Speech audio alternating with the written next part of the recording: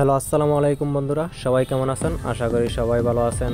বরাবরের মতো আজকে নতুন একটা ভিডিও নিয়ে চলে আসলাম।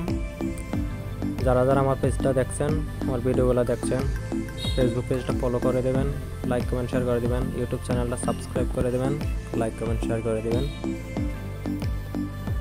বরাবরের মতো আজকেও ডিম করাতে চলে আসলাম।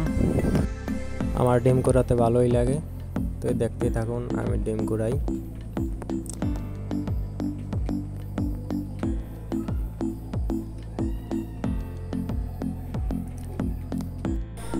আমি 2-3 দিনের ডিমগুলো একসাথে জমিয়ে তারপর বাজারে নিয়ে যাই। বাজারে তত একটা ডিমের দাম পাওয়া যায় না, তার জন্য বাড়িতে সেল করে দিই।